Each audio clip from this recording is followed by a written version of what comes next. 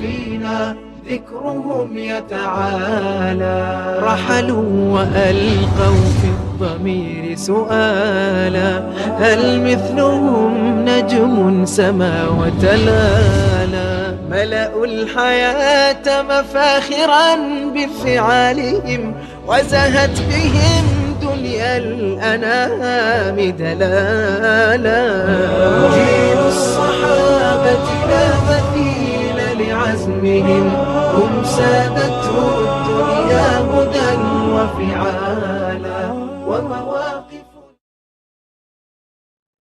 بسم الله الرحمن الرحیم. الحمد لله رب العالمین والصلاة والسلام على سید الانبیاء والمرسلین محمد وعلى آله و صحبه اجمعین. اما بعد، بینندگان بسیار عزیز و گرامی، السلام علیکم و رحمت الله و برکاته. در برنامه امروز، یا به عبارتی برنامه امروز رو اختصاص دادیم به پاسخ به پرسش های شما بینندگان عزیز و گرامی. در نتیجه شما از همین ابتدای برنامه میتونید با شماره تلفن برنامه و شماره واتساپ برنامه تماس بگیرید و دیدگاه های فکری و اعتقادی و سیاسیتون رو با ما در میان بگذارید و تا جایی که وقت و فرصت به ما اجازه بده، اگر سوال و پرسش و شبهه‌ای هم مطرح کردید، خدمتتون پاسخ میدیم. اما تا هنگامی که تماس‌های شما بینندگان عزیز برقرار میشن، من به یک نکته اشاره بکنم یا موضوعی رو، مطلبی رو خدمت شما ارائه بدم. ما در تاریخ اسلام یک جریان داریم به نام بیعت رضوان. بیعت رضوان یعنی بیعتی که در اون خوشنودی الله متعال برای کسانی که در اونجا، در اون منطقه با پیامبر اکرم صلی الله علیه وسلم بیعت کردن، خوشنودی الله متعال شامل حالشون گردید. از این به عنوان بیعت رضوان هم یاد میشه. بیعت شجره یعنی بیعت زیر درخت هم یاد میشه، برای اینکه اون بیعتی که در اونجا صورت گرفت در واقع زیر یک درخت رسول الله صلی الله علیه وسلم با صحابه و یارانش بر جهاد و مبارزه تا شهادت بیعت کردند. ماجرای این بیعت از این قرار بود که رسول اکرم صلی الله علیه وسلم خواب می‌بیند که برای ادای عمره به بیت الله الحرام، به مکه مکرمه رفته. پیامبر در مدینه بود. خواب انبیا علیهم السلام وحی هست. به صحابه خوابش را اعلام کرد و همه لباس احرام پوشیدند و به سوی تعداد زیادی از صحابه لباس و پیامبر اکرم صلی الله علیه وسلم لباس احرام پوشیدند و به سوی مکه مکرمه حرکت کردند. در مسیر راه مشرکین مکه جلوشون گرفتند و گفتند اجازه نمیدهیم که شما بیعت کنید، شما برید و اونجا عمره انجام بدید. پیامبر اکرم صلی الله علیه و آله و سلم عثمان ابن عفان رضی الله تعالی عنه رو برای مذاکره به مکه مکرمه فرستاد. عثمان رضی الله تعالی عنه در مکه تأخیر نمود و شایعه شد که مشرکین سفیر رسول الله صلی الله علیه و سلم عثمان ابن عفان رضی الله تعالی عنه رو به شهادت رسوندند. پیامبر اکرم صلی الله علیه و آله و سلم وقتی که این خبر رو شنید به شدت ناراحت شد و به صحابه دستور داد که همه امون باید بر جهاد و شهادت بیعت بکنیم تا در واقع انتقام خون عثمان ابن عفان رضی الله تعالی عنه رو بگیریم. صحابه پیامبر اکرم صلی الله علیه و آله و سلم با شوق و علاقه جهاد و مبارزه اومدن زیر اون درخت و با رسول اکرم صلی الله علیه و آله و سلم بیعت بر جهاد و شهادت کردند. وقتی که صحابه بیعت بر جهاد و شهادت کردند، به اندازه این عمل صحابه زیبا بود که مورد خوشنودی الله متعال قرار گرفت و الله متعال آیاتی رو در سوره مبارکه فتح در قرآن کریم نازل فرمود که تا روز قیامت تلاوت می شوند. البته میگویند یک نفر که در این جریان بود و جزو منافقین بود، ایشون نیومد در اون بیعت شرکت نکرد و این دلیل بر این هست که خداوند میخواست که صف اون جدا بشه. بقیه صحابه ابوبکر، عمر، عثمان، علی، البته عثمان رضی الله تعالی عنه حضور نداشت، ولی رسول الله صلی الله علیه وسلم به اندازه‌ای به عثمان اعتماد داشت که دست راست خودش رو به دست چپش گذاشت و فرمود این دست عثمان هست که من به جای ایشون بیعت میکنم و اصولا بیعت رضوان به خاطر عثمان صورت گرفت و رسول الله هم دستش رو به جای دست عثمان گذاشت و بر دست چپش گذاشت و بیعت نمود. در نتیجه این حرکت به اندازه زیبا بود که الله متعال در قرآن کریم در آیات 18 و 19 و 20 از این صحابه‌ای که در این بیعت شرکت کردند اعلام رضایت و خوشنودی نمود. لقد رضی الله عن المؤمنین اذ یبایعونک تحت الشجره. الله متعال از مؤمنین راضی شد اون هنگامی که زیر درخت با توی پیامبر اکرم صلی الله علیه وسلم بیعت کردند و رضایت الله متعال رضایت جاودانگی و همیشگی است و الله متعال آینده ها را میداند و این اعلام رضایت دائمی است. فعلم ما فی قلوبهم. الله متعال میدونست که در دلهاشون چه ایمانی، چه اخلاصی، چه تقوایی و چه للهیتی وجود دارد. برخلاف اون که آخوندها و مراجع تقلید صحابه پیامبر متهم به کفرگویی میکنن، به کفر و شرک میکنن و نفاق میکنن. فانزل السکینه علیهم. الله متعال آرامش رو بر صحابه نازل فرمود و اثابهم فتحا قریبا و فتحی نزدیک نصیبشون فرمود که مفسرین معتقدند که این فتح مکه بود. و مغانم کثیرة، غنیمت‌های بسیاری که یأخذونها میگیرند و کان الله عزیزا حکیما و الله متعال غالب و با حکمت هست. خب ادامه آیات هم در واقع در همین زمینه و زمینه‌های دیگر هستند. مهم این هست که الله متعال رضایت و خوشنودی خودش رو در واقع از صحابه پیامبر اکرم صلی الله علیه و سلم که در این در واقع جریان و برای عمره در اینجا شریک بودند و با رسول اکرم صلی الله علیه و سلم شرکت کردن رضایت و خوشنودی خودش رو اعلام نمود. خب ما البته الان در ماه بهمن هم هستیم و خب ماهی است که گرفتاری ها و بدبختی های ملت ایران در 57 سال پیش توسط خمینی و دار و دستش در این ماه ایران رو گرفتن و اون چی که ما بدبختی و گرفتاری هم داریم از این ماه هست. خب تماس ها و پیام های شما بینندگان عزیز رو میشنویم و میبینیم. هم شماره واتساپ برنامه زیرنویس هست و هم شماره تلفن برنامه زیرنویس هست. شما میتونید تماس بگیرید و دیدگاه هایتون رو با ما در میان بگذارید. همچنین در یوتیوب جایی که شبکه جهانی کلمه به صورت مستقیم برنامه‌های زنده شبکه جهانی کلمه به صورت مستقیم دارن در اونجا پخش میشند هم در واقع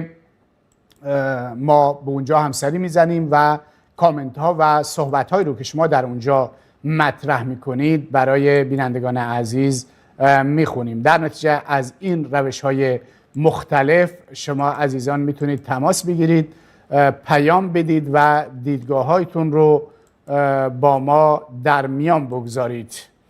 خب ببینیم سری بی یوتیوب بزنیم ببینیم دوستان ما در یوتیوب در واقع چه پیام‌هایی رو گذاشتند. خب اتاق فرمان اگر پیام‌های یوتیوبی رو به من بدید، یه پیام یوتیوبی رو به من بدید یا این تماس رو داشته باشیم تا وقتی یوتیوب آماده میشه. درود بر شما، خودتون رو معرفی کنید و بفرمایید. منم. الو سلام. سلام بر شما. سلام، وقتتون بخیر استاد. عاقبت بخیر. خواهش میکنم. اسم شریفتون؟ من سعید هستم، از تهران تماس میگیرم خدمتتون. آقای سعید از تهران. خواهش میکنم آقای سعید بفرمایید. استاد من یه سوال داشتم خدمتتون در مورد سوره کهف. بفرمایید. من تفسیراشو که میخوندم اون 3 سوالی که از پیغمبر پرسیده میشه، حالا اگه جای اشتباه کردم به من بگین حتما. خواهش میکنم. سوالاتی که از پیغمبر پرسیده میشه 3 سوالی که از سمت حالا مشرکا پرسیده میشه ازشون، حالا 3 سوالی که تو سوره کهف اومده حالا بماند. بعد یه جایی که تفاسیری که میخوندم نوشته بود که پیغمبر که ترک اولا میکنن، یعنی مثلا بهشون میگن فردا جوابتون رو میدم، ولی چون انشاءالله نگفتن 40 شبانه روز بر پیغمبر وحی نازل نشده. خواستم همین صحت داشته این موضوع، چون بعضی از تفاسیری که من میخوندم همچین چیزایی تفسیر کردن توی کتاباشون. حالا همچین مثلا از سمت پیغمبر همچین اشتباهی اگه بگیم اشتباه نمیدونم، حالا من در حدی نیستم که بگم پیغمبر اشتباه یا نه. اونا میگن، مفسرا میگن 40 شبانه روز بر پیغمبر وحی نازل نشده، بعد از 40 شبانه روز در پیغمبر جواب این سه تا سوالو داده. آیا این درسته این موضوع؟ من تا جایی که خاطر من هست آقای سعید، البته میشه که انبیا علیهم السلام گاهن خلاف اولا عمل بکنند. اصل کلیش این هست که این اتفاق میافتد. مثل این که ما بارها، اگر صدای تلویزیون ببندید ممنون میشم، صدام داره برمیگرده. مثل این که مثلا وقتی که پیامبر اکرم صلی الله علیه و آله و سلم با سران قریش داشت صحبت میکرد و در اون موقع در واقع عبدالله ابن ام مکتوم اومد اونجا و پیامبر ازش روی گردانی کرد، خب در اونجا آیه نازل شد که عبس و تولی ان جاءه الاعمی و ما یدریک لعله یزکی. آیه نازل شد که کار توی پیامبر کار خوبی نبود. یا اونجایی که پیامبر اکرم صلی الله علیه و سلم یک خوراکی رو که در خانه یکی از همسرانش میخورد و مورد اعتراض سایر همسرانش قرار گرفت، گفت که من دیگه این خوراکی رو حرام کرد که نمیخورم.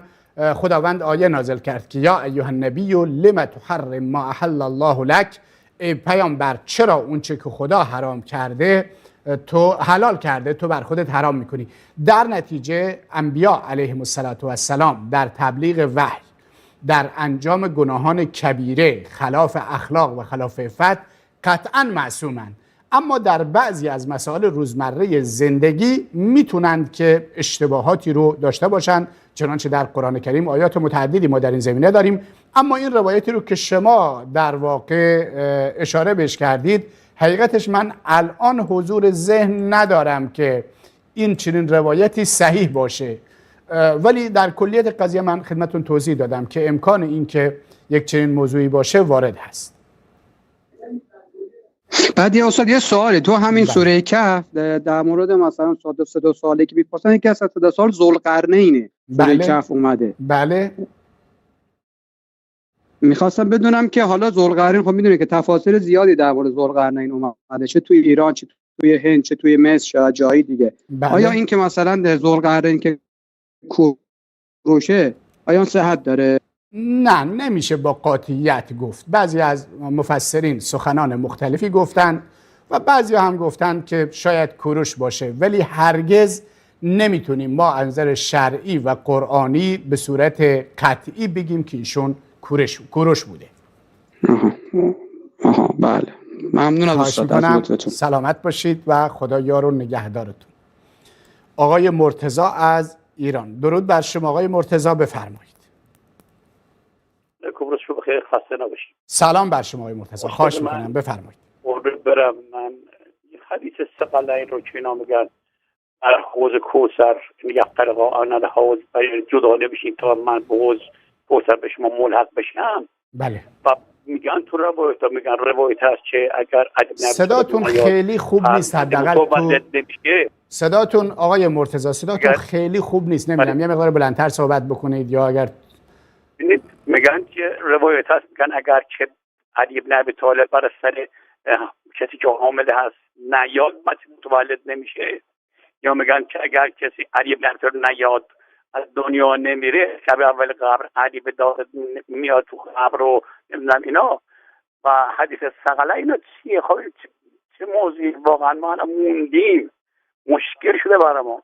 یکی اینم که من که الان به اصطلاح هدایت شدم، هدایت کردم و نمیتونم، سنم زیاده، نمیتونم نماز چند وقت بخونم، میفهمندم بعد مشکل ساز برام میشه، چه کنم؟ ممنون، متشکر آقای مرتضی. در رابطه با حدیث ثقلین که پیامبر اکرم صلی الله علیه و آله و سلم فرمودند که متمسک به سنت من و اهل بیت بشید و اینها با همدیگه جدا نمیشند. از دیدگاه ما این حدیث مثل اون حدیثی است که پیامبر اکرم صلی الله علیه و سلم فرمود تمسکوا به سنتی و سنت الخلفاء الراشدین المهدیین، متمسک به سنت من و سنت خلفای راشدین هدایت یافته بشید.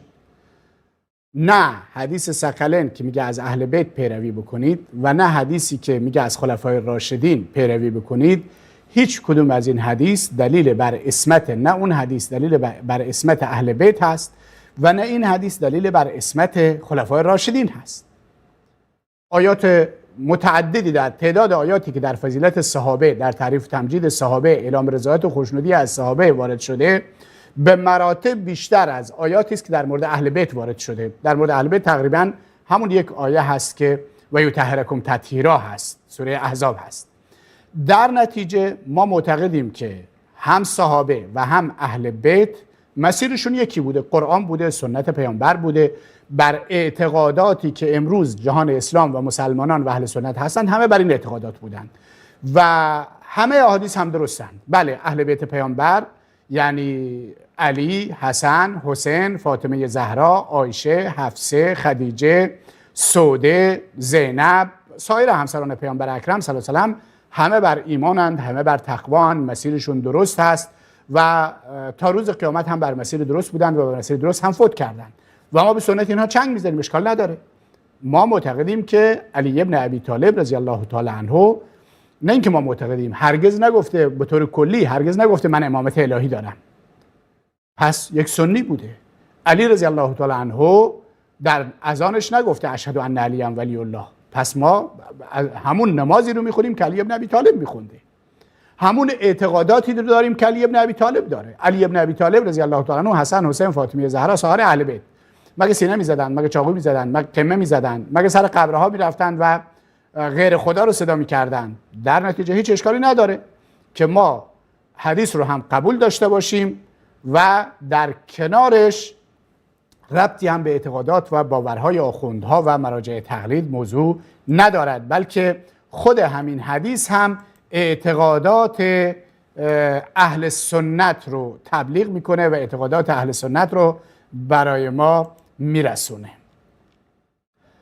خب یکی از بینندگان عزیز پیامی فرستاده در داخل واتساپ، گفته سلام استاد عزیز، خسته نباشید. سوالی داشتم اگر پیامبر نام امامان را ذکر کرده چرا انقدر فرقه بین شیعیان به وجود آمده است؟ نه خیر، نه تنها اینکه پیامبر اسم امامان رو ذکر نکرده، بلکه خود آخوندها هم در ذکر اسم امامها سرگردون بودند. هر امامی که فوت میکرد درباره امام بعدی اختلاف نظر پیش میومد و یک فرقه جدا میشد. حرف شما کاملا درست هست.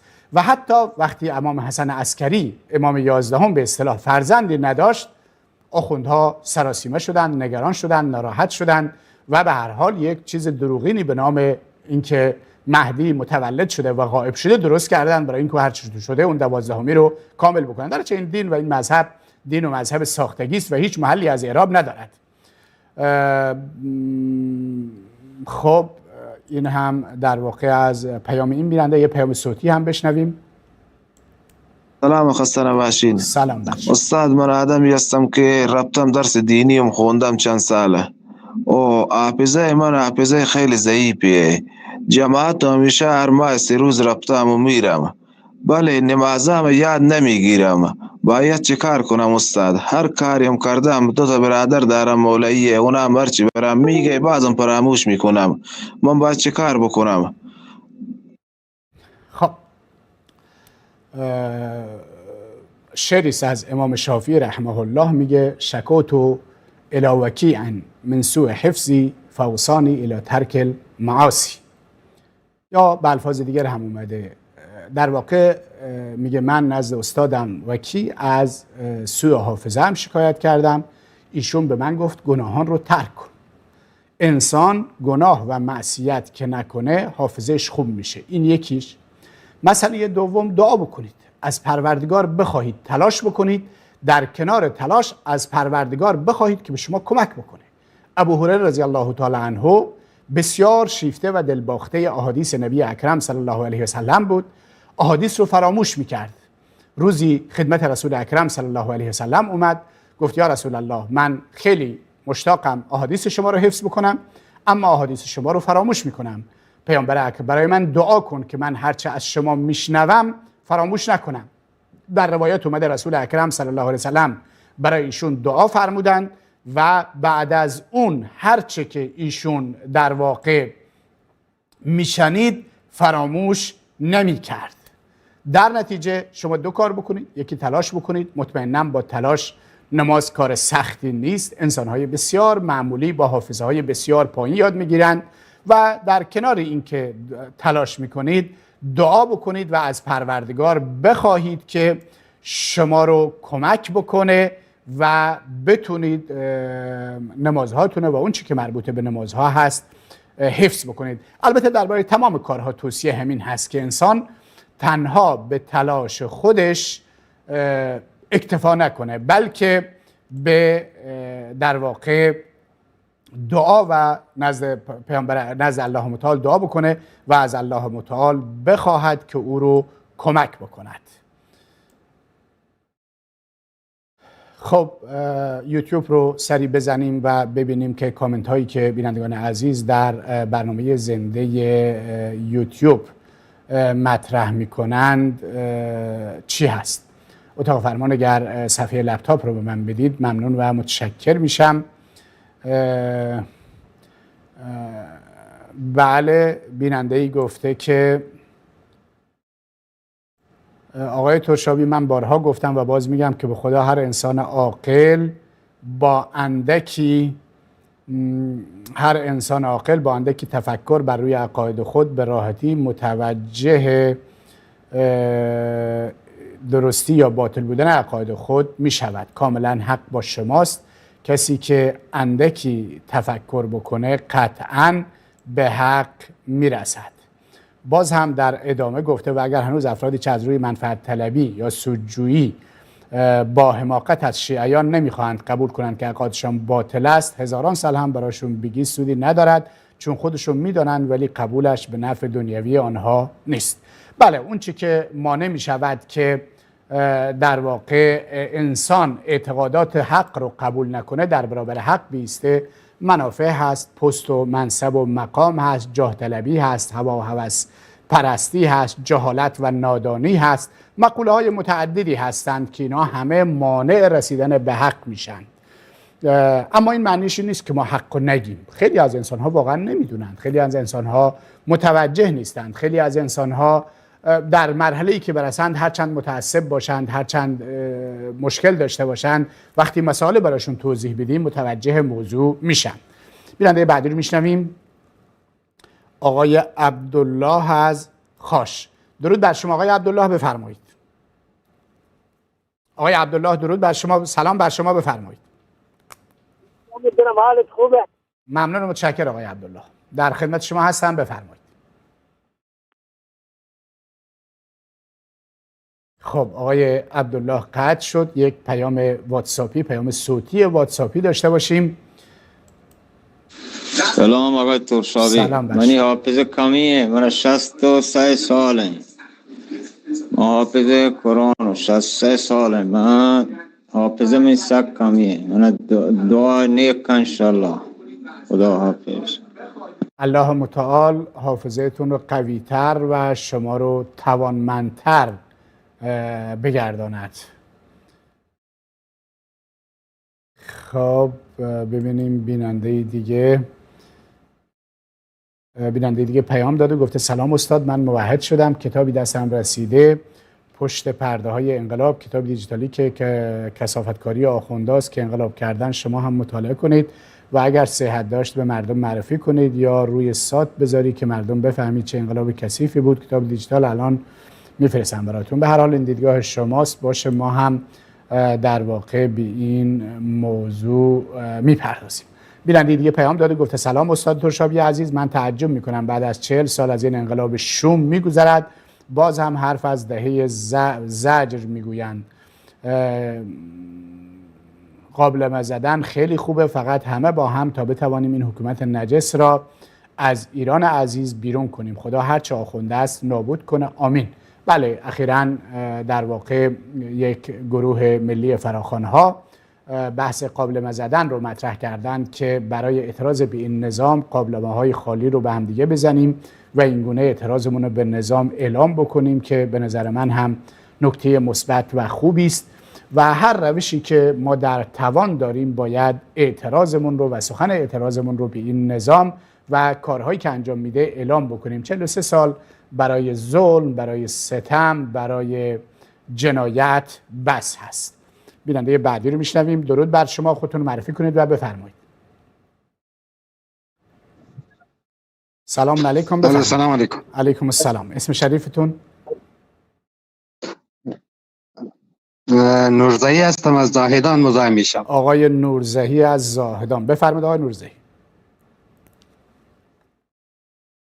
یکی همین وقت اذان عصر که شما از کلمه مجازی پخش مینه، تهران و زاهدان 20-25 دقیقه فرق مینه، اذان وقتتر میشه. میبخشی یکی به خاطر همین زنگ زدم. خب افق زاهدان با تهران خیلی متفاوت هست. شما بر اساس افق زاهدان نمازهایتون رو میخونید و با اون چی که در تهران پخش میشه متفاوت هست. اذانی که از شبکه جهانی کلمه پخش میشه برای مردم تهران هست. بله. منم اذان باید 20-25 دقیقه بعدن شما باید پخش کنید، به خاطر که وقت اذان پخش مینه، چون که زاهدان اذان نشده شما اذان پخش مینه. نه، یک آقای نورزهی، یک اختلافی هست بین فقها در رابطه با اذان عصر که اول وقت عصر چه وقت داخل میشه. نزد احناف اول وقت نماز عصر مقداری با تأخیر وارد میشه. نزد شافعی ها و مالکی ها و حنبلی ها نماز عصر وقتش زودتر وارد میشه. یعنی چی؟ یعنی اون سه تا مذهب معتقد به این هستند که سایه انسان یا سایه هر چیز وقتی به اندازه خودش بشه، غیر از سایه اصلی که سر ظهر هست، نماز عصر وارد میشه وقتش، و نزد احناف 2 برابر بشه. در نتیجه حنفی ها نماز عصر رو نسبت به مذاهب دیگه با تأخیر میخونن. ما در شبکه جهانی کلمه وقت نماز عصر رو بر اساس قول راجحتر که معتقدیم در اون 3 مذهب قولشون راجحتر است برای اون اساس پخش میکنیم. در نتیجه این تناقضی نداره. متوجه شدید آقای نورزهی؟ بله تشکر، خیلی ممنون. خدا خواهش میکنم. ممنون و متشکر آقای نورزهی. سوال جالبی بود، شاید برای بینندگان دیگه هم این سوال پیش بیاد. در بعضی از مسائل فقهی درشون بین فقها اختلاف نظر وجود داره. بیننده بعدی رو میشنویم. سلام بر شما، خودتون معرفی کنید و بفرمایید.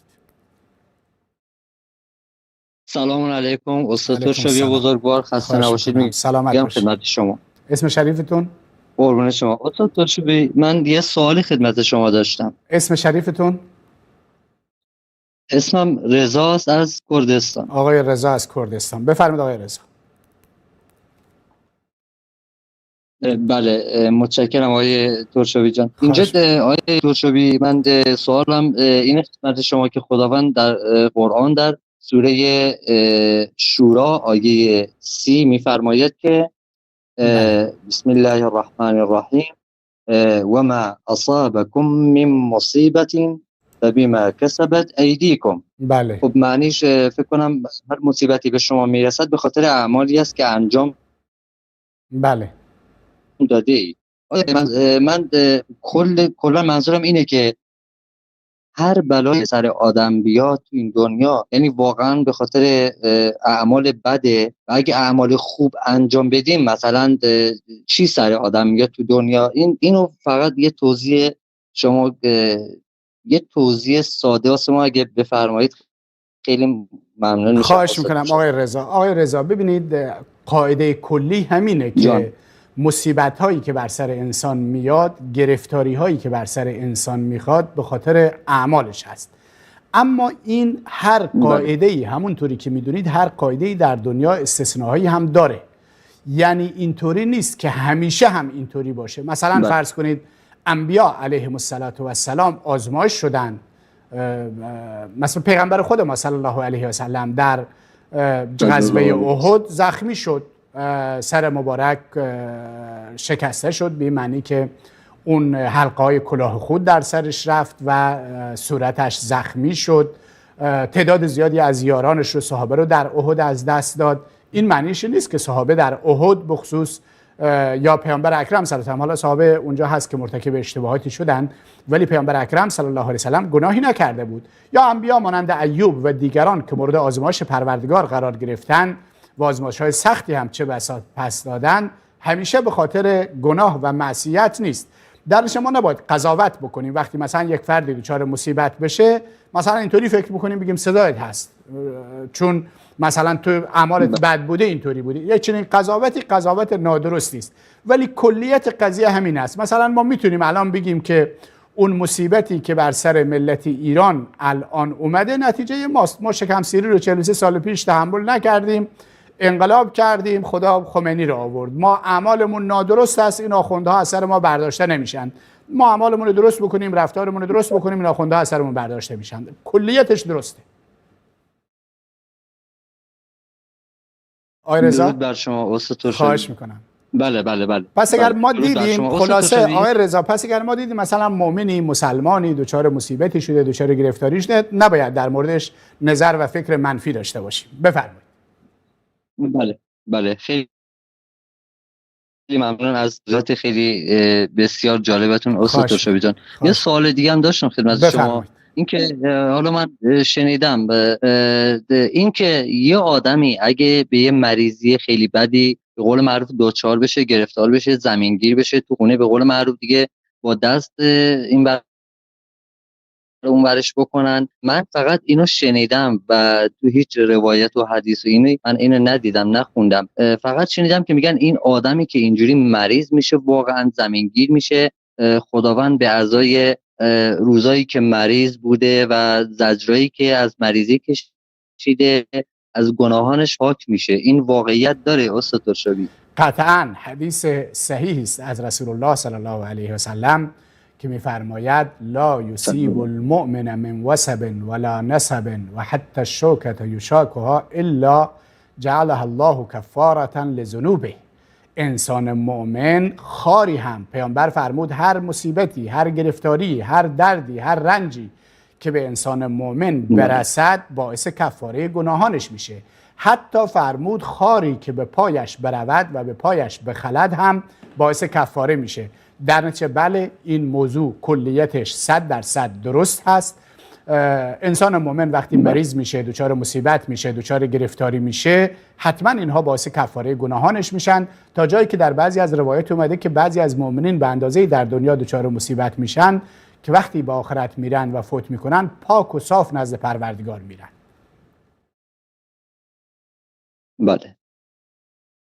بله. خیلی متشکرم استاد ترشدی جان. خدا انشالله پشت و پناهتون باشه. تشکر از برنامه بسیار خوبتون و تشکر از توضیحات بسیار زیبا و بسیار جالبتون استاد ترشدی. ممنون و سپاسگزارم. خدا یار و نگهدارت. متشکر و خدا یار و نگهدارت. از آن عصر به افق تهران فرا رسیده. در نتیجه الان از شبکه جهانی کلمه از آن عصر به افق تهران پخش میشه، جایی که خامنه‌ای که خودش رو ولی امر مسلمین جهان میدونه به 1,800,000,000 مسلمان سنی اجازه نمیده که در تهران مسجد داشته باشن. در چه از آن پخش میشه و تفاوت‌های افقی رو بینندگان مد نظر قرار بدن. این از آن به افق تهران هست. برمیگردیم مجددا، همراه ما باشید، با هم صحبت میکنیم.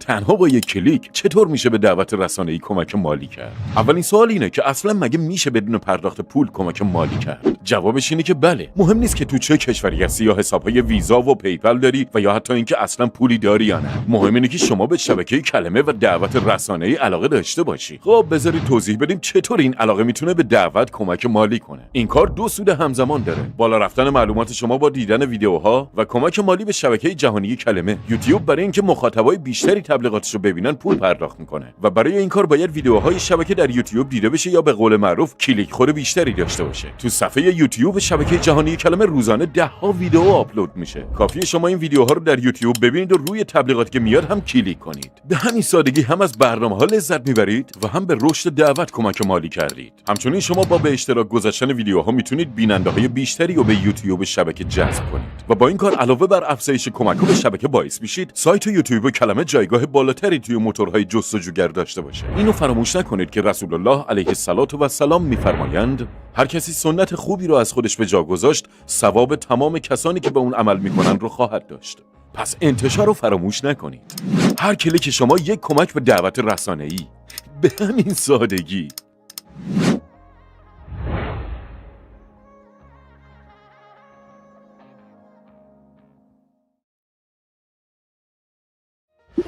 اپلیکیشن شبکه جهانی کلمه.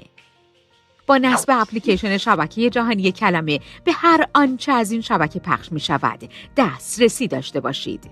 اپلیکیشن شبکه جهانی کلمه با امکانات متنوعی چون پخش آنلاین برنامه‌های شبکه با 3 کیفیت مختلف، تازه ترین و آخرین اخبار روز، آشنایی با برنامه‌ها و جدول پخش آن، مشاهده آرشیو هفتگی و کلیپ‌های روزانه، دسترسی به اوقات شرعی بر اساس موقعیت جغرافیایی کاربر، پرسش و پاسخ و قابلیت استفاده بر روی انواع تبلت و گوشی‌های اندروید و آیفون.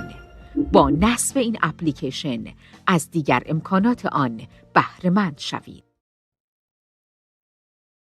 خير القرون مواقفا ومثالا تبعوا الرسول إذا سعى أو قالا كانوا هنا يسقون غيم حياتنا فمضوا وفينا ذكرهم يتعالى رحلوا وألقوا في الضمير سؤالا هل مثلهم نجم سما وتلالا ملأوا الحياة مفاخرا بفعالهم وزهت بهم دنيا الأنام دلالا جيل الصحابة لا مثيل لعزمهم هم سادته الدنيا هدى وفعالا ومواقف. با عرض سلام مجدد خدمت شما بینندگان عزیز و گرامی. شماره‌های تماس و واتساپ برنامه زیرنویس هستند. شما میتونید تماس بگیرید و دیدگاه‌هایتون رو با ما در میان بگذارید در زمینه مسائل فکری، سیاسی، اعتقادی و مسائل روزی که باشون سر و کار داریم. یک پیام صوتی واتساپی رو با یکدیگر بشنویم. با عرض سلام خسته نباشید خدمت آقای ترشابی عزیز خواهش و تمام دستاندرکاران شبکه کلمه. یه سوالی خدمتتون داشتم جناب استاد. عرضم به حضور شما بنده بلوچم و از بلوچستان ایران مزاحم میشم. یه سوالم اینه که ما بلوچا کسانی از این جوانان بلوچ اگر کسی عقیده ملی گرایانه داشته باشه چه در جغرافیای ایران چه در جغرافیای پاکستان فعالیت نظامی بر علیه این دو کشور داشته باشه، چه سرمچاران بلوچستان پاکستان که 44% خاک پاکستان مال ایالت بلوچستانه و اونجا فعالیت‌های خیلی بیشتر از فعالیت‌های جغرافیای ایران است، کسی که با اینا درگیر بشه آیا کشته بشه؟ به نظر شما، به نظر دین مبین اسلام که حکومت پاکستان مثلا جمهوری اسلامی است مثل جمهوری اسلامی ایران که دو طرف مسلمانند، اگر از دو طرف کسی کشته بشه مرتده یا شهیده؟ ممنون، خواهشاً جواب بدید. خیلی ممنون، با تشکر، خداحافظ شما. خواهش میکنم. این سوال یه مقداری پیچیده هست و پاسخ صریح در موردش دادن یه مقداری دشوار هست. اولا وقتی که شما میگید عقیده ملی گرایی داره یعنی چی؟ وطن دوستی دفاع از وطن، دفاع از حق، دفاع از حقوق. اگر هدف از ملیگرایی این هست که خب پس و اعتقاداتش سالم هستن نسبت به خدا، نسبت به دین، نسبت به پیغمبر، این مسلمان هست.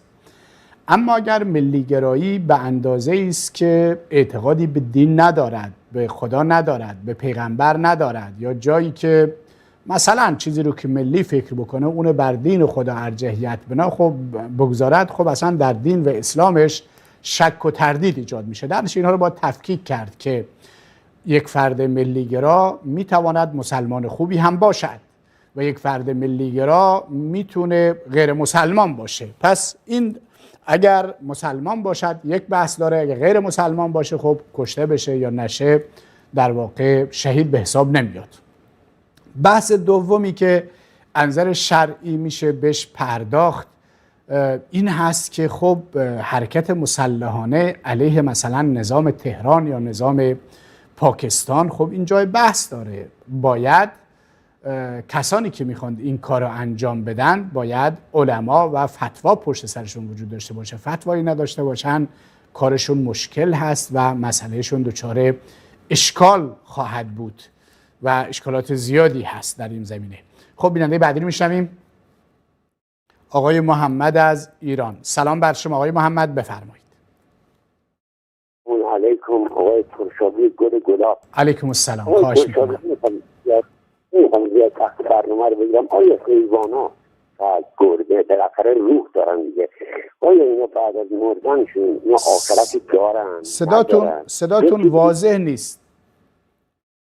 میگم حیوانات که از دنیا میرن. بله. حیوانات از دنیا میرن اینا آخرتی دارن یا نه؟ خب متاسفانه فکر میکنم قطع شدید. خب ببینید، نه، حیوانات اصولاً آخرتی ندارن. اینطوری که مثل انسان ها حشر بشن و مسئول اعمال خودشون باشن چنین چیزی نیست. در یک روایت اومده که روز قیامت خداوند عدالت رو کامل برقرار میکند. حتی اگر یک گوسفند شاخدار یک گوسفند بی شاخ رو شاخ زده باشد، خداوند تقاصش رو ازش میگیرد و اون گوسفند بی شاخ به شاخدار شاخ میذاره در روز قیامت. این در یک روایت اومده. اما اینکه حشر بشن، پاسخگوی اعمالشون باشن، مکلف باشن، چنین چیزی وجود نداره. اون چه آخرت مخصوص انسانها و جنهاست که دو موجود مکلف هستند که الله متعال اونها رو به عنوان مکلف آفریده و اینها آخرت دارن و در آخرت باید پاسخگو باشن. سلام بر شما، خودتون معرفی کنید و بفرمایید. سلام علیکم. خب متاسفانه اینشون خیلی زیاد تماس میگرفتن و الان هم که ما خواستیم تماسشون رو بگیریم اینترنتشون مشکل داره. سلام بر شما، بفرمایید. سلام بر شما، خواهش میکنم. اسم شریفتون؟ از سیستان بلوچستان مزاحم شما میشم. مراهم هستید. اسم شریفتون؟ خب متاسفانه قطع شدید. باز هم فکر میکنم در واقع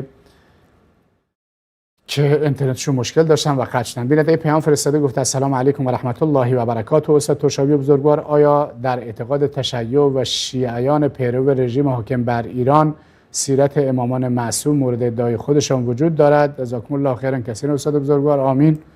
والا من نمیدونم، حتما وجود داره. در مورد خودشون کتابهایی نوشتن ولی من الان چیز خاصی در واقع به ذهن و فکر من نیست. بیننده بعدی رو میشنویم. سلام بر شما، خودتون معرفی کنید و بفرمایید. سلام، خسته نباشین. حالتون خوبه؟ خسته نباشین. ممنون و متشکر. اسم شریفتون؟ آقا من حجت هستم. آقای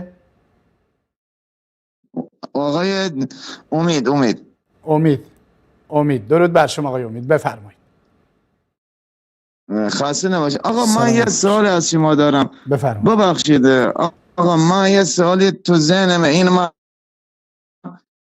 از این آخونده شیعه پرسیدم. من در واقع خودم شیعه ام ولی شک دارم به دروغ اینا. میگن آقا خداوند در قرآن به موسی گفته ای موسی به پاس زحمات شما من قوم شما برتر جهان قرار دادم. درسته؟ اگر اینجوری قوم اسرائیل از ما بدتره. بچه هم چرا با ما بگن مرگ بر اسرائیل؟ این پیامبر ما اسرائیل میکائیل، حتی همون پیامبری برای پیامبر ما همون فرشته، ببخشید معذرت میخوام خواهیم وای آوردن، اینا اسرائیلی بودن، اسم اسرائیل دارن، چرا با ما بگن مرگ بر اسرائیل؟ یعنی چی؟ عرض به حضورتون آقای امید در اگه قرآن این سوال برای ما جواب میدم خدمتتون. آقای امید، در قرآن کریم اومده که ما بنی اسرائیل رو بر اقوام دیگر فضیلت و برتری دادیم، یعنی در اون زمان به موسی، خدا نقل میکنه که به موسی ما اینطوری گفتیم. بله، در زمانی که موسی علیه السلام مبعوث شدند، بنی اسرائیل و بر دیگران برتری داشتن. این حرف درسته در اون زمان. اما بعد از اینکه پیامبر اکرم صلی الله علیه و سلم مبعوث شدند، دیگه امت محمد رسول الله صلی الله علیه و سلم بر همه امتها برتری دارد. اما اسرائیل در واقع اسم بنی اسرائیل که میگن همون اسم پیامبرشون یعقوب هست که اسرائیل هست، و بنی اسرائیل یعنی فرزندان اون پیامبر. و این هست که در واقع اگر کسی وقتی میگه مرگ بر اسرائیل هدفش اون پیغمبر باشه، خب کار خیلی بدی هست. اگر مرگ بر اسرائیل کسی که میگه هدفش این کشور ساختگی و غاصبی است که الان در منطقه اومده، خب این اشکال شرعی نداره که ما بگیم مثلا این اشکال شرعی داره، بستگی به نیت داره که آدم نیتش وقتی که میگه چی هست. پس شما الان جایز میدونم ما مثلا، ببخشید آقای، شما جایز میدونم ما مرگ بر اسرائیل بگیم؟ بله، اشکالی نداره. اگر هدف ببینید، اگر هدف مرگ بر این دولت غاصب و ساختگی باشه، هدفم این باشه که اینها حق فلسطینی‌ها رو گرفتن و ما علیهشون فعالیت میکنیم، اشکالی نداره. شما میدونه که قوم بنی اسرائیل یه قومی بودن که خداوند بهشون یه زمین داد، چیز داد. حالا من کار به چیزا ندارم. من خدمت آقای امید، من خدمت توضیح دادم که بعضی از کلمات و بعضی مثلا شیعه علی که خیلی چیز خوبیه، شیعه علی یعنی پیرو علی، ولی الان که ما میگیم مثلا شیعه بد هست، به عنوان مثال میگم هدفمون که شیعان علی نیستن، همه هدفمون این کسانی هست که الان خودشونو به دروغ شیعه علی میگن. در نتیجه اصطلاحات به طول زمان تغییر میکنند. خب سوال دیگرتون رو بفرمایید. یه بابای از من سوال که من موندم، من گفت بخوای مسلمان بشی با اشهد بخونه. گفتم بله. گفت مگه تو زمان اونجا بودی، مگه دیدی با چشم خودت پیامبر مثلا صلی الله علیه با پیامبری رسیدن، یا مثلا خدا چیز؟ اگه میشه اینم من چون واقعا موندم بهش چی بگم. خیلی نیازی نیست. تشکر برنامه. خواهش میکنم آقای امید عزیز و خدایا رو نگهدار. نه نیازی نیست که شما اونجا باشید. همینی که شما امروز مثلا وقتی قرآن رو ببینید، وقتی احکام زیبای اسلام رو ببینید و تشخیص بدید که قرآن کتاب الهی است، معجزه هست، احکام زیبایی داره، مسائل زیبایی داره و ایمان بیارید، این ایمان از شما پذیرفته میشه. ولو اینکه پیامبر اکرم صلی الله علیه و سلم رو ندیده باشید، صحابه پیامبر رو ندیده باشید، این کتاب خداست و این هم سنت رسول الله صلی الله علیه و سلم و راه و روش رسول الله هست، در میان مردم وجود داره تا قیام قیامت. تمام انسان‌هایی که بیاند و به این حقیقت برسند که قرآن کتاب الهی است و محمد پیامبر اوست و شهادتین بگن، اشهد ان لا اله الا الله و اشهد ان محمد رسول الله بگند، ازشون پذیرفته است و نیازی نیست که ببینند. خدا یار و نگهدارت آقای امید. و این هم در واقع بیننده دیگر. بریم سری به یوتیوب بزنیم ببینیم دوستان ما در یوتیوب چی میگند.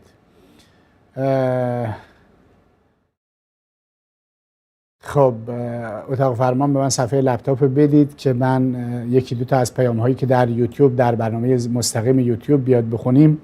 میگه یک چیز جالب هست که اهل سنت اگر واقعا به علماشون بخوان عمل کنن، جمله واله رو بخوان تو صلوات اضافه کنن، نوعی بدعته، چون تو کتب اهل سنت صلی الله علیه و سلم نوشته حالا کی به دادگزار آقایون با این که پیش مامانت نمیدونم والا این سوالش متوجه نشم. نه درود فرستادن بر آل در کتب ما هست. درودی که از پیامبر اکرم صلی الله علیه و سلم وارد شده اللهم صل علی محمد و علی آل محمد کما صلیت علی ابراهیم و علی آل ابراهیم انک حمید مجید.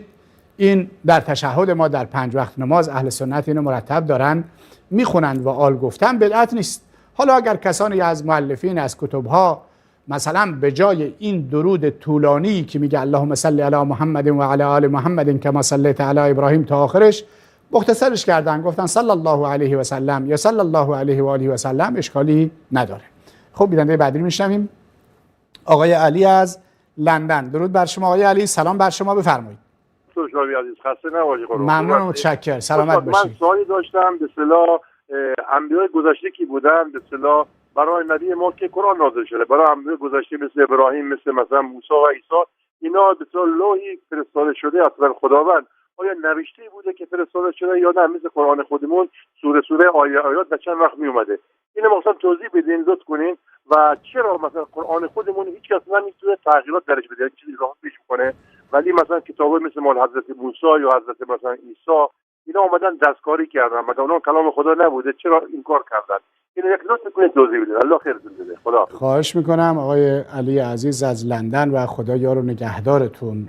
من الان خیلی مطمئن نیستم ولی اون چی که مسلم هست تورات به صورت مکتوب به موسی علیه السلام صحف ابراهیم بودن، به صورت مکتوب برشون نازل شده، اما اینکه تکه تکه بوده چند بار یا یک باره اینو حضور ذهن ندارم و من فکر نمی کنم هم این در واقع دونستن این مطلب خاصی رو به علم ما، به عمل ما، به مسائل ما اضافه بکنه. سوال دومتون آقای علی متوجه فراموش کردم، سوال دوم رو اتاق فرمان شما سوال دوم یادتون هست؟ خب سوال دوم ایشون این بود که خب متاسفانه من سوال دوم ایشون رو فراموش کردم، نتونستم یادداشت بکنم با عرض معذرت از ایشون. خب یک پیام صوتی واتساپی رو هم بشنویم با یکدیگر. خب اتاق فرمان من صدا رو ندارم. سلام دوباره آقای استاد اتوشبی عزیز. سلام.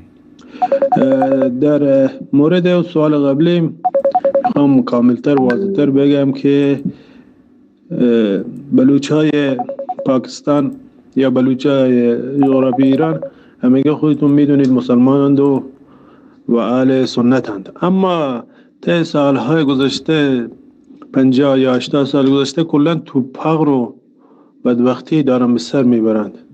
به خاطر همین فقر و بدبختیشون اگه قیام کنند، اگه کشته بشن، آیا مرتدند یا نه؟ ممنون آقای ترشبی.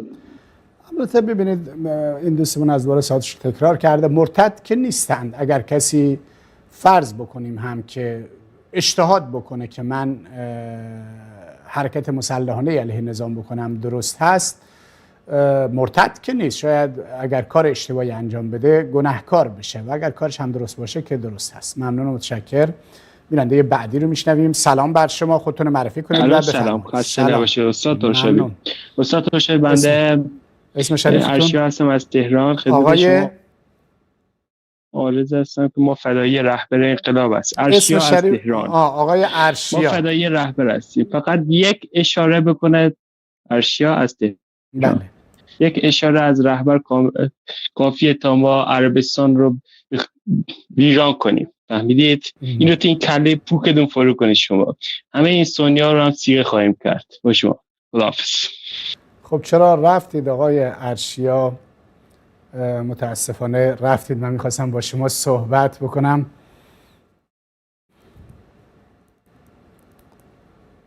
بسیار خوب، بسیار خوب. آقای ارشیای عزیز، شما اشکال نداره فدایان رهبر باشید. رهبر سوغاتش برای شما و برای ما و برای ملت و جهان اسلام در این 43 سال فقر و فلاکت و بدبختی و تنفروشی و این گرفتاری های بودند که در ایران، در سوریه، در عراق، در یمن، در منطقه ما میبینیم. میدونم بله این هدف رهبر هم همین هست که همونطوری که در عراق صیغه به راه انداخته، در سوریه هم صیغه به راه انداخته، یمن رو دچار فتنه و فساد کرده، جاهای دیگه هم همین کارو بکنه. ولی اگر اهل سنت تا حالا خواب بودند الان بیدار شدند و این کار از دست شما ساخته نیست. شما ببینید من یکی دو تا مثال برایتون میزنم. در عراق آمریکا به دادتون رسید. قاسم سلیمانی زیر دیوارهای فلوجه توسط اهل سنت خار و ذلیل شده بود. البته بعد اینها بهانه داعش درست کردند و سرکوب کردند. اگر آمریکا به داد قاسم سلیمانی نرسیده بود اونجا ذلیل و خوار شده بود و شکست خورده بود و تا تهران هم جلو می رفتن. مسئله دومی که برای شما قابل توجه هست و باید بدونید، مثالای کوچیکی براتون میزنم. مسئله سوریه، قاسم سلیمانی با تمام توانش در اونجا حضور پیدا کرد، شیعیان دنیا رو بسیج کرد، به سوریه آورد، شیعیان لبنان، شیعیان عراق، شیعیان افغانستان، فاطمیون، زینبیون پاکستان، ایران، نمیدونم دفاع از اهل بیت، دفاع از حرم و بردشون اونجا. کاری از پیش برد؟ نه. نهایتا قاسم سلیمانی رفت به مسکو، با ذلت و خواری به پای پوتین افتاد. اونو پوتین توافق کردند و پوتین، قاسم سلیمانی در سوریه به عنوان پیاده نظام پوتین عمل میکرد. اگر اونجا هم پوتین نبود کار شما تمام بود. یمن هم اینطوری هست. یمن هرگاه که ائتلاف عربی میخواد پیروز بشه، آمریکا یک جوری میاد وسط، ما میخوایم صلح بکنیم، ما میخوایم آشتی بکنیم، ما میخوایم مسالمت آمیز حل بکنیم. در نتیجه شما در جهان اسلام یک اقلیت کوچک هستید که با پشتیبانی چین و روسیه و آمریکا دست به فتنه و فساد میزنید. اگر پشتیبانی و حمایت اینها از شما برداشته بشن، شما چیزی نیستید و رفتنی هستید. و الان ملت ایران، ملت عراق، ملت لبنان شما رو نمیخوند. شما به زور اسلحه در اونجا حکومت میکنید و این فساد و دیکتاتوری که شما دارید دوام نخواهد داشت. بیننده بعدی رو میشنویم. سلام بر شما، خودتون رو معرفی کنید و بفرمایید.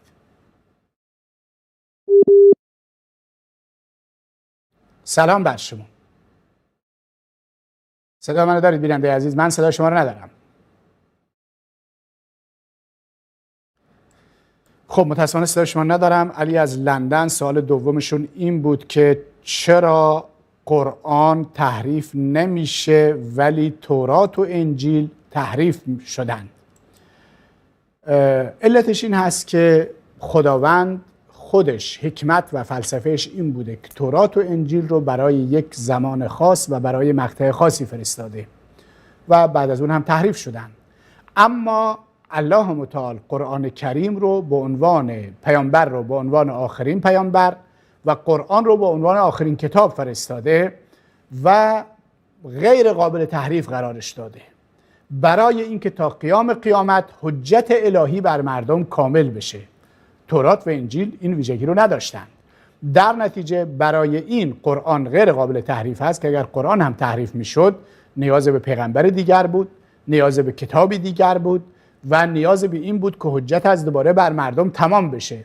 اما خداوند این ویژگی رو در قرآن قرار داده تا کتاب ابدی باشه تا روز قیامت، ابدی به معنی در دنیا تا روز قیامت، و غیر قابل تحریف باشه تا حجت بر انسانها تا قیامت تمام بشه.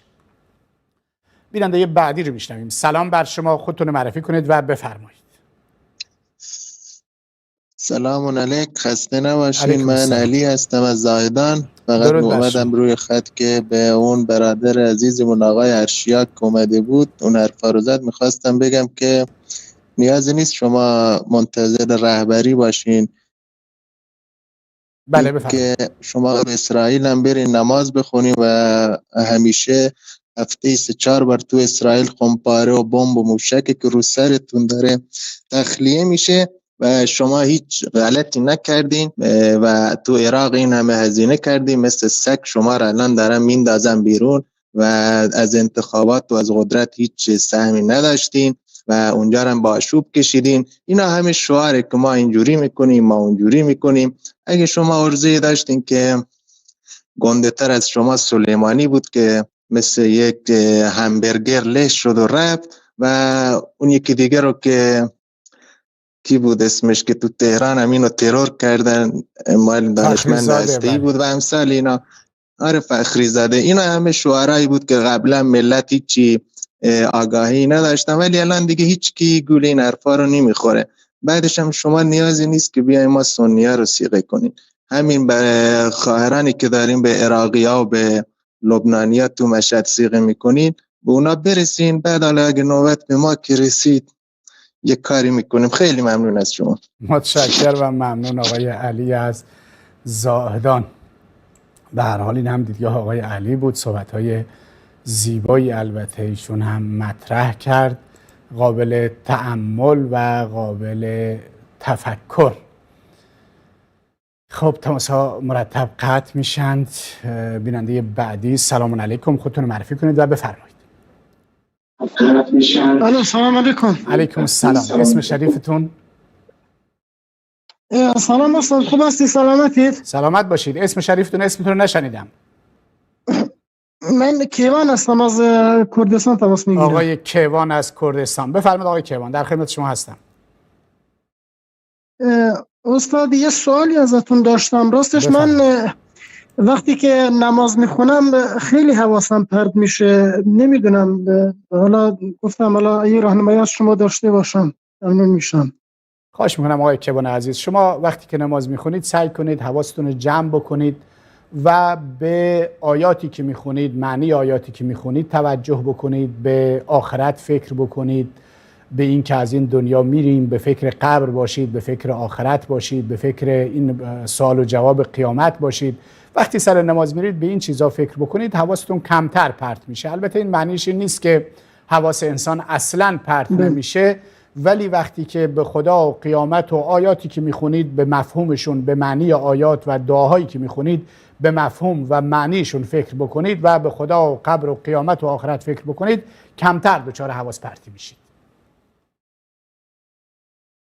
مرسی استاد، دستتون در نکنه. متشکرم. ممنون و متشکر و خدا یار و نگهدارتون. بله متاسفانه ما همه این مشکل رو داریم که دچار حواس پرتی میشیم. باید با این صورت به سمت و سوی راستی و درستی بریم. سلام بر شما، خودتون رو معرفی کنید و بفرمایید. سلام علیکم و رحمت الله و برکاته. کیوان مزاحمتون شدم استاد توشبی کیوان بفرمایید از سوئد. بفرمایید آقای کیوان از سوئیس. ممنونم، سلامت باشید. امیدوارم در سنگر توحید و حقوقی شما و همه عزیزانی که در این راه توحید و حقوقی هستید تلاش میکنید در حفظ و پناه الله سبحانه و تعالی باشید و دشمنان شما من جمله تشیع حاکم بر ایران ذلیل و رسوا گردند، ذلیل و رسوای دنیا و قیامت. آمین. استاد ترشبی خطاب به علی خامنه‌ای و همه جندی های فاسد و بی غیرتش من میگم که اگر اینا راستگو هستن، دلیر هستن، غیرت دارن، برن دنبال پدران اون 8000 کودکی که در خانه‌های افاف من جمله در قم مشهد و غیره درست شدن، برن پدران اونا رو پیدا کنن، بعد بیان شماها و مسلمانانی که داعیه حق هستن رو تهدید کنن. ممنون از فرصتی که به من دادید استاد ترشبی بزرگوار، بیشتر از این وقتتون رو نمیگیرم. خواهش میکنم. درود بر شما. السلام علیکم و رحمت الله و برکاته. سلام و رحمت الله و برکاته. خب پیامی رو یه پیام واتساپی هم پخش کنیم. تو از رهبر محفوظت خجالت نمیکشی، تو از امام زمانت خجالت نمیکشی که مدعی 2 کتاب قرآن اصلی رو برداشته برده اونجا 1400 سال قائم شده. خجالت بکش، برو گم شو. خب ظاهرا بینندگان ما خشمگین هستند، البته حق هم دارند. اینها در واقع ادب کلام و عفت رو رعایت نمی‌کنند. خب بیننده بعدی رو بشنویم. سلام بر شما، خودتون رو معرفی کنید و بفرمایید. سلام خدمت برادر بزرگوار جناب آقای ترشاوی عزیز، عمر هستم از کردستان و سلام و عرض ادب دارم خدمت تمامی بینندگان فهیم شبکه جهانی کلمه. سلام بر 4 یار نبی ابوبکر و عمر و عثمان و علی. یه سوالی داشتم از این آخوندهای شیعه، امام علی چرا جزء اهل بیته؟ دو راه به فکر کنم داشته باشن. یکی اگه به دلیل دوماد بودن حضرت علی با پیغمبره، پس شامل حضرت عثمان و دوماد دیگرشون میشه، و نه اگه به خاطر پسر عمو بودنشون هستن که پسر مای زیادی دیگه هم داشتن، پس اونها هم جز اهل بیت هستن. و در جواب این آقای بیشعور ارشیا که حرفای مفتی زدن، شما فعلا در حال حاضر فقط فکر و ذکرتون صیغه است، یعنی رهبرتون همین قول صیغه رو بهتون میده که دنبال برادرکشی و انسانکشی و مردم‌های بیگناه هستی. بدبختا فکرتون رو جمع کنی. همین الان آقای علی و آقای کیوان و دیگران سنگ زدن در مورد این صیغه، جوابتون رو دادن. ما نمیخوام زیاد وارد بحث بشیم، ولی فعلا شما دارید صیغه میخورید. این خوابتون رو به گور ببرید، چقدر هم به دانه یه لولو یه دانه دانه. عرضم به حضورتون این چرندیاتون رو کنار بذارید. چرا فقط فکر صیغه هستید؟ خودتون که همین الان لبنان اکثریت زناشون دخترای بیگناه ایرانن که صادر کردید. همین عربستان، امارات، بهترین کشورهای دنیا دارن میکنن، دخترای ایرانی رو دارین صادر میکنید. بدبختا به فکر ناموستون باشید، به فکر زنا نباشید. زنا بهتون بگم که خیلی بهتر از صیغه. زنا یه گناه زنا رو داره، ولی صیغه 2 تا گناه دارید. یکی صیغه همون زنا و دیگری به اسم خدا، افترا بستن به خدا، به اسم خدا همون کار رو میکنید. برید بدبختا فکر عاقبتتون باشی. رهبرتون رو دیدم خیلی وقت به شما دستور داده، آتیش به اختیار داده، ولی هیچ غلطی نمیتونی بکنی. انشالله به امید خدا آخرتونه، به امید خدا سال آینده وجود نخواهی داشت. زیاد وقت بزرگواران رو نمیگیرم، بینندگان دیگه پشت خط مزاحم نشم. خدا پشت و پناهتون. خدا یار و نگهدارتون آقای عمر از کردستان و دیدگاهی که در رابطه با دیدگاه‌های بینندگان قبلی در واقع با ما در میان گذاشتید. بینندگان زیادی روی خط هستند، خیلی تماس گرفتند، ولی یه مقداری ترافیک. من معذرت میخوام از بینندگان عزیز. بیننده بعدی که روی خط هست، سلام بر شما، خودتون رو معرفی کنید و بفرمایید. سلام بر شما. از افغانستان. آقای سلام بر شما همچنین. حالا از افغانستان. متاسفانه صداتون قطع و وصل میشه. حالا از افغانستان. آقای خالد از افغانستان، بلندتر صحبت بکنید و بفرمایید آقای خالد. استاد سوال ما این بود اول که بعضی ها میگن اساس که دموکراسی اسلامی است. ما نمیفهمیم که ادب سنت چی است، در حالی که دموکراسی است 100% با اسلام در تضاد است. اگر شما به ما توضیح بدین سال بسیار تشکر میکنیم. یک سوال ما میساز عرض به حضورتون که اگر میشه دموکراسی رو معنی‌های مختلفی کرد. اگر معنی دموکراسی این باشد که یک حکومت مبتنی بر آرای مردم روی کار بیاد، انتخاباتی باشه، این نکته مثبتی است، نکته زیبایی است. مثل اینکه ابوبکر و عمر و عثمان و علی رضوان الله تعالی علیهم اجمعین با آرا و آرای مردم و با انتخابات روی کار اومدن و حکومت کردند. اما اگر هدف از دموکراسی این هست که مثلا 4 نفر بیان در جای بشینن به عنوان نماینده مردم، بگن مرد با مرد هم میتونه ازدواج بکنه، زن با زن هم میتونه ازدواج بکنه، این کفره. اگر به این معنی است، یعنی یک عده بتونن قوانین خدا رو تغییر بدن، در برابر قوانین خدا بیستن، این کفره.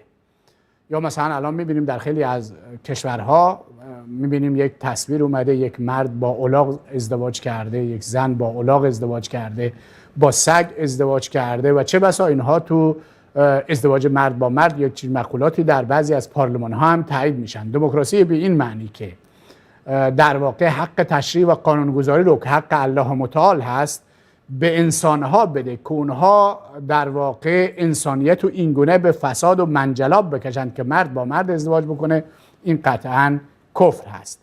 اما اگر دموکراسی معنیش این باشه که مثلا در یک جامعه اسلامی، در یک جامعه مسلمان، نمایندگان خودشون تعیین بکنن در پارلمان و اونها در چارچوب شریعت، در چارچوب قرآن کریم قوانین وضع بکنن، این نکته مثبت و خوبی است و اگر خواسته باشیم اسمی هم برایش بگذاریم و بگیم دموکراسی اسلامی، در واقع این هست. اینو میتونیم در واقع برایش بگذاریم.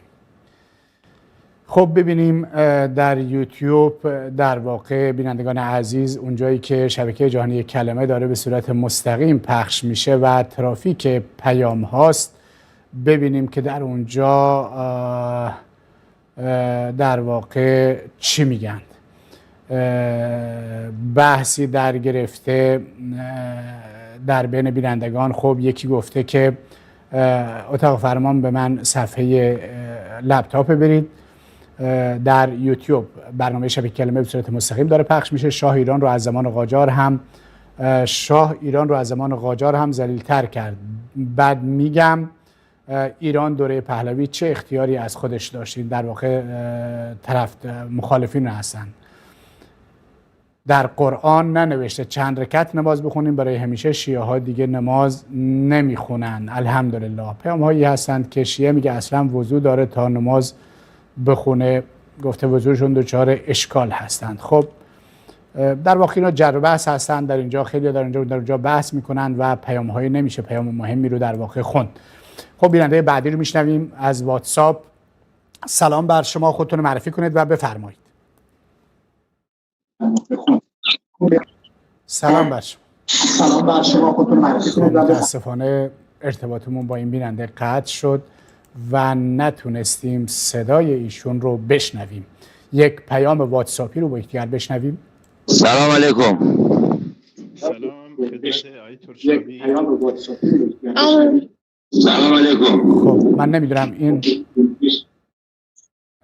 این بیننده. سلام علیکم. اسم شریفتون؟ هادی هستم از کردستان. آقای هادی از کردستان، بفرمایید. آقای هادی یه مقداری صداتون مشکل داره، بفرمایید. صدای تلویزیونتون رو ببندید و بفرمایید. خب متاسفانه صدایتون مشکل داره و نتونستم صدایتون رو داشته باشم. اینجا به من نشون میداد که ارتباطتون قطع شده ولی ارتباطتون برقرار بود، ولی در شنیدن صدای شما مشکل داشتم و نتونستم صدای این بیننده عزیز رو بشنوم. خب تماس های واتساپیمون یا پیام واتساپی در واقع خدمت شما بینندگان یا تماس واتساپی داشته باشیم. سلام بر شما، خودتون رو معرفی کنید و بفرمایید. سلام آقای ترشابی، خسته نباشید. ممنون، متشکرم. سلامت باشید. اسم شریفتون؟ نوید هستم از ارومیه. آقای نوید از ارومیه، بفرمایید آقای نوید. آقای ترشابی خیلی دوستتون داریم، واقعا خیلی دوستتون داریم، عاشقتون هستیم و به امید این که روزی که شما رو در ایران از نزدیک ببینیم و پشت سر شما نماز بخونیم. واقعا دست گلتون درد نکنه و همین، فقط میخواستم خدا شما رو حفظ کنه و عمرتون پایدار باشه. خیلی دوستتون داریم. خداوند شما رو هم حفظ بکنه و الله متعال شما رو دوست داشته باشد و دعاهای خیر شما رو در حق ما بپذیرد و دعاهای خیر ما رو در حق شما بپذیرد، به امید اون روزی که مردم ایران آزاد بشن و بتونن همه ملت ایران برادرانه کنار یکدیگر زندگی بکنن. درود بر شما و خدا یار و نگهدارتون آقای نوید. مرسی، ممنون، قربان شما، ممنون. خواهش میکنم، خدا یار و نگهدارتون. بیننده بعدی رو میشنویم. خب بیننده های دیگه به سرعت دارند قطع میشن، من میخوام تماساشون رو بگیرم ولی متاسفانه قطع میشن. خب بیننده بعدی رو میشنویم. سلام بر شما، خودتون معرفی کنید و بفرمایید. سلام، خسته نباشید. سلام بر شما. صدای تلویزیونتون رو ببندید، خودتون معرفی کنید و بفرمایید. من امیر هستم از ایران. آقای امیر از ایران، بفرمایید آقای امیر. استاد ببخشید، خواستم ببینم شما مذهبتون چی هست؟ چون میگن وهابی هستید، می‌خواستم ببینم سنی چی هستید؟ ما مذهبمون آقای امیر عزیز مسلمان هستیم و اصالتاً در واقع حنفی هستیم و مذهبی به نام وهابیت وجود نداره، ولی در شبکه جهانی کلمه ما سعی میکنیم که به 4 مذهب احترام بگذاریم و حنفی و شافی و مالکی و حنبلی و سلفی و همه اینها رو در واقع در کنار یکدیگر داشته باشیم و بر اساس مقتضیات اینها فتوا بدیم. البته یه نکته خدمتون هم بگم آقای امیر که اختلاف نظر در مسائل فرعی و فقهی مهم نیست. یعنی کسی حنفی باشه، شافعی باشه، مالکی باشه، حنبلی باشه، سلفی یعنی غیر مقلد باشه، از دیدگاه ما هیچ مشکلی وجود ندارد. مشکل زمانی ایجاد می شود که شما با یک گروه دیگه اختلاف اعتقادی داشته باشید و به همین خاطر اهل سنت هم شافعی و حنفی و مالکی و حنبلی و سلفی همه پشت سر یکدیگر نماز میخونن، نماز خوندن جایز میدونن و هیچ اشکالی هم نمیدونن. در نتیجه این به نظر من چیز خیلی مهمی نیست که مثلا بنده حنفی باشم یا شافعی باشم یا مالکی باشم یا حنبلی باشم یا سلفی باشم. تا زمانی که در چارچوب قرآن و سنت پیامبر اکرم صلی الله علیه و آله و اجتهاد علمای معتبر عمل میکنیم هیچ اشکالی نداره. آقای امیر. من خودم شیعه هستم. بله. فقط یک سری اعتقادات زیاد به اهل سنت دارم که میان به امام علی توهین میکنن. الان در کتاب شما اومده مثلا موقعی که به خونه عثمان حمله کردن به زنش، الان نمیخوام یه ترمز دستی بگم، یه خودتون میدونید به زنش دست درازی کردن، حتی اون قاتل عثمان زد به باطن زن حضرت عثمان و دست باطن بزرگ نمیخوام وارد جریان بشن. بعد ما اینجا میگه اشکال نداره ثبت شد، ولی در رابطه با حمله‌ای که به خانه حضرت فاطمه شد شما میگید که نه حضرت علی بی غیرت بوده، زبون را که دفاع نکرد. نه شما اینا نمیدونم چرا تبعید کار میکنید. خب اجازه بده توضیح بدم خدمتتون آقای امیر عزیز. اولا که اهل سنت به علی ابن ابی طالب رضی الله تعالی عنه توهین نمیکنن. خب متاسفانه قطع شدید ولی امیدوارم تلویزیون داشته باشید و گوش بکنید. ما میگیم استدلال میکنیم علیه آخوندها، علیه شیعیان. ما میگیم اصولا علی ابن ابی طالب آدم با غیرتی بوده، با شهامتی بوده. اگر میومدن در میزدند زنش رو نمیفرستاد، فاطمه زهرا رو نمیفرستاد که در باز بکنه، خودش میرفت در باز میکرد. مردانی در خانه بودن، طلحه بود، زبیر بود، در روایات اومده همه مردان علی ابن ابی طالب بود، همه مردان شمشیرزن قوی و توانمند بودند. اونا میرفتن یکی در باز میکردن و اگر فاطمه هم به هر دلیلی رفته بود در باز میکرد و فاطمه کتک میخورد، علی رضی الله تعالی عنه سکوت نمیکرد. ما میگیم شما شیعه ها علی رو آدم بیغیرتی معرفی میکنید. از دیدگاه که ما که با غیرت بوده هیچ یک از این اتفاقات نیفتاده. ما میگیم شما وقتی که میگید شما قبول دارید که علی فاطمه کتک خورده کشته شده، قبول دارید که علی رفته با ابوبکر بیعت کرده و مشاورش بوده، قبول بودید که با عمر و عثمان علی بیعت کرده و مشاورشون بوده، قبول دارید شما که علی دخترش ام کلثوم رو از فاطمه به نکاح عمر بن خطاب در آورده و قبول دارید که علی از عمر و سایر خلفای راشدین پول میگرفت، حقوق میگرفت و زندگی میکرد. خب ما میگیم شما وقتی این مقولات رو باور دارید کنار هم بگذارید، شما از علی آدم بیغیرت میسازید، نه اینکه ما میگیم علی بیغیرت بوده. علی با غیرت بوده. این یه مطلب. پس هیچ اهل سنتی علی ابن ابی طالب شوهر فاطمه زهرا پسر عموی پیامبر خلیفه چهارم رسول خدا رو توهین نمیکنه، بلکه ایشون بهشتی میدونه و مرد بزرگی میدونه. در رابطه با سوال دوم قیاستون مع الفارق هست. عثمان رضی الله تعالی عنه که در اونجا که به زنش به هر حال، البته شما یه مقداری مسئله بزرگش کردید، به هر حال زنش مورد تعدی قرار گرفت و از روی عثمان گرفتن دورش انداختن. برای عثمان جنگ جمل اتفاق افتاد، جنگ صفین اتفاق افتاد. امیر معاویه تمام قاتلان عثمان رو و تعدی و تجاوز کنندگان رو یکی یکی پیدا کرد، کشتشون، قصاصشون کرد و خود عثمان رضی الله تعالی عنه دیگه اونجا شهید شد، دیگه باقی نموند که دفاعی بکنه. پیرمرد افتاده ای بود که در اونجا شهید شد و تموم شد. ولی بنی امیه جنگ‌های متعدد برای خونهای عثمان به راه انداختند و همه قاتلان قصاص کردن. اتفاقا این سوال به شما برمیگرده که بنی هاشم از بنی امیه شجاعتر، دلیرتر، توانمندتر، قویتر بودن جوانان بنی هاشم. وقتی عثمان مورد تعدی و تجاوز و همسرش قرار میگیرن، جوانان بنی امیه همه قاتلان رو قتل میکنن. اما شما بنی هاشم رو میگید آدم خار و ذلیل بودن.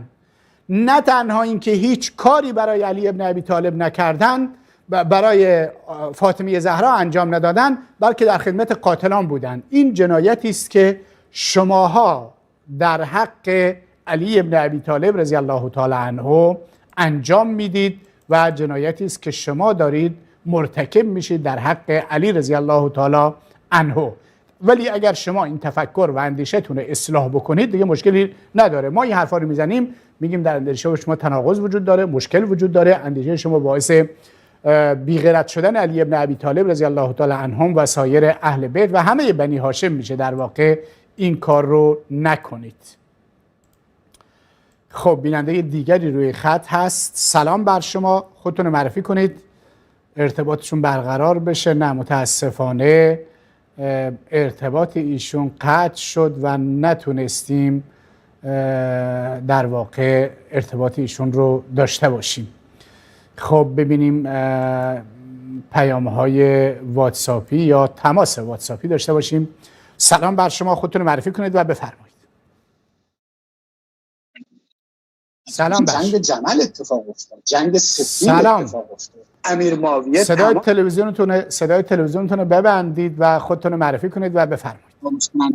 یکی خود عثمان رضی الله تعالی عنه دیگه اونجا شهید شد، دیگه باقی نموند که دفاعی بکنه. پیرم خب صحبت‌هایی که ما در واقع مطرح کردیم به صورت تکراری دارید صحبت میکنید و این در واقع جالب نیست. دوست داشتیم شما وقتی که ارتباطتون برقرار شد صحبت میکردید و دیدگاهتون رو با ما در میان میگذاشتید، ولی این کار رو نکردید. به هر حال بیننده بعدی رو میشنویم. سلام بر شما، خودتون رو معرفی کنید و بفرمایید. سلام علیکم داداش نازنینم، خدا حفظتون کنه. آقای عبدالرحیم الصابه، یه وصیتی دارم بفرمایید. حبا شما دلارم دور سرت بگردم، خدا حفظت کنه. بهترین جمله‌ای که من تو این 43 سال شنیدم این بود که دشمن میگن آمریکاست، دروغ میگن بین ماست. ما همش تقصیران جادوگرا میندازیم، میگیم روی این پول این عکس جادو جمل یهودیاست، ما بدبخت شدیم. این خوابی که من دیدم باعث شد اینجوری زمین بخورم. این چنین نیست. الله سبحانه و تعالی جواب صداقت ما رو با صداقت میده. فرمود رسول الله علیه السلام علیکم بالصدق فان الصدق یهدی الی البر و ان البر یهدی الی الجنه. دیگه بقیه‌شو نمیخونم. شهادتین کسی با زبونش گفت وارد قلعه اسلام میشه، منتها یکی پشت در وای میسه، یکی تا اعماق قلعه فرو میره و حال میکنه و استفاده میکنه و به جامعه اسلامی استفاده میرسونه.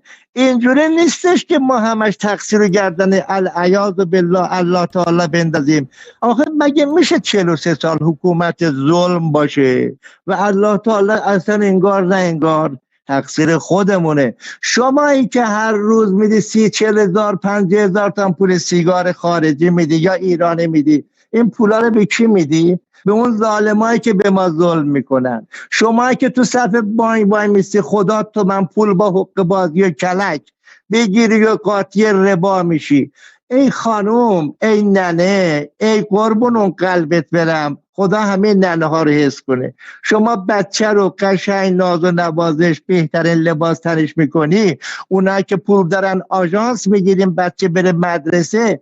شما اصلا فکر کردی که توی مدرسه این امور تربیتی ها چه مواد مخدری به این بچه هات میدن؟ اصلا فکر کردی؟ بچم امام زمانی شده ها، شما یکی بغل بچه سیگار بکشه دادت میره هوا، اصلا ناراحت نیستی که سر بچه کینه و دشمنی و جنگ و آدم کشی و اینا به بچت یاد میدن؟ هیچ تکون نمیخوری. تازه خدا تو منم پول میده به این مسئولین مدرسه ها که از خدا بیخبرن. چرا به سیلی به صورت علی ابن ابی طالب، فاطمه زهرا، مادران ما مؤمنین میزنی؟ خاک بر سر من که یکی از این نفهمان من بودم، خدا از سر تقصیراتم بگذر. دادا قصه ها زیاده، خودمون اصلاح کنیم تا درخت زقوم جهنم خوش بشه. من شما رو خیلی دوست دارم. خدا حفظت کنه. خدا حفظت کنه. عذر میخوام دور سر همتون بگردم. خداوند حفظتون بکنه. ممنون و متشکر.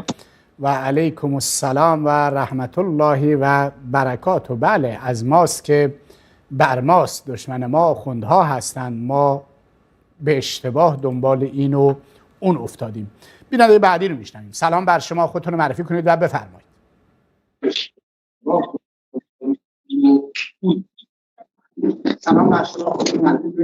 سلام علیکم. علیکم السلام. اسم شریفتون؟ صدا تلویزیونتون رو ببندید، خودتون رو معرفی کنید و بفرمایید. خب متاسفانه صدای تلویزیونشون باز بود و نتونستیم صدای ایشون رو بشنویم. بگذاریم در این لحظات آخر یک پیام رو با یکدیگر بشنویم.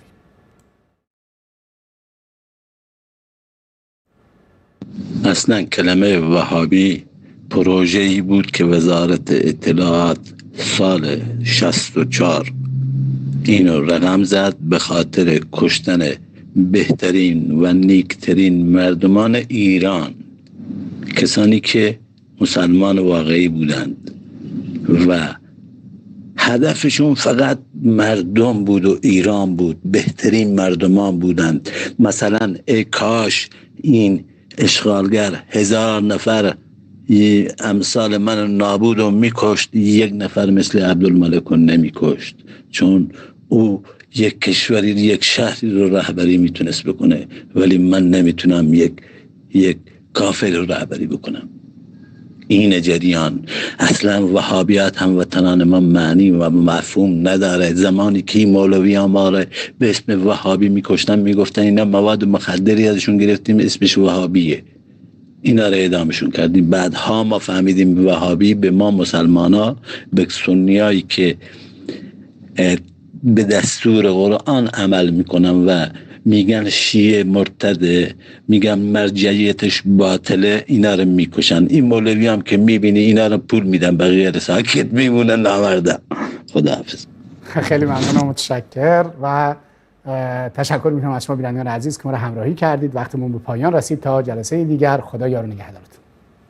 خیر القرون مواقفا ومثالا تبعوا الرسول إذا سعى أو قالا كانوا هنا يسقون غيم حياتنا فهموا وفينا